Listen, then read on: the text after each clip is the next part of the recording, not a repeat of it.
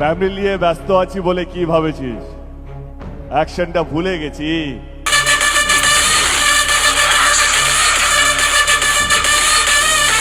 এবার যেন শাকিব খানের কাঁধে ভর করে উঠতে চাইছে ওপার বাংলার সুপারস্টার দেব। দেব জানান শাকিব খানের বর্তমানে যে সুলদার সিনেমার শুটিং চলছে তা তো পুরোটাই বাজে হবে, কেননা শাকিবের অতীতের সিনেমাগুলোতেও প্রচুর পরিমাণের ভায়োলেন্স ছিল এবং সেগুলো নিষিদ্ধও ছিল।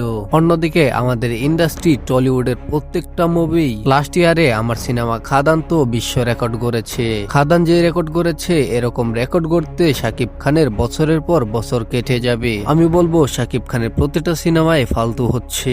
শাকিব খানের প্রতি আমার কোনো অভিযোগ নেই, শাকিব খানকে দিয়ে ইন্ডাস্ট্রিতে যারা এই সিনেমাগুলো বানাচ্ছে তারা সত্যিকার অর্থেই ফালতু। জি হ্যাঁ দর্শক, সম্প্রতি শাকিব খানকে নিয়ে এমন মন্তব্যগুলোই করেন টলিউডের অন্যতম সুপারস্টার দেব। তবে আমার মতে দেব যা বলছে তা পুরোটাই মিথ্যে এবং বানোয়াট। আবার অনেক সাকিবিয়ানরা বা লিটিজেনরাই তো বলছে দেবের মাথায় ইদানিং ঠিক নেই, তিনি তো পাগল হয়ে গেছে। তবে যাই হোক, আমরা তো চাই দুই ইন্ডাস্ট্রির দুই সুপারস্টাররা মিলে যেন ভালো ভালো ফিল্ম তৈরি করে এবং আমাদের উপহার দেয়। তারা যদি এভাবে কানাঘুষা করতে থাকে, একজন আরেকজনকে খোঁচাখুচি করতে থাকে, তাহলে সেটা ইন্ডাস্ট্রির জন্যই ক্ষতিকারক হবে। পার্সোনালি আমি দেবকে সাজেস্ট করব, ভাই আপনি প্লিজ স্টপ যান, নিজের কাজে মনোযোগ দেন, অন্যর কাজে নাক গলানো থেকে নিষেধ থাকুন। আমি চাই দুই ইন্ডাস্ট্রি তার নিজের গতিতে এগিয়ে যাক। দর্শক, আপনি দেবের মন্তব্যকে কিভাবে দেখছেন জানাতে পারেন কমেন্ট বক্সে। এছাড়াও ভিডিওটি ভালো লাগলে লাইক করুন, চ্যানেলটিকে সাবস্ক্রাইব করুন। ধন্যবাদ।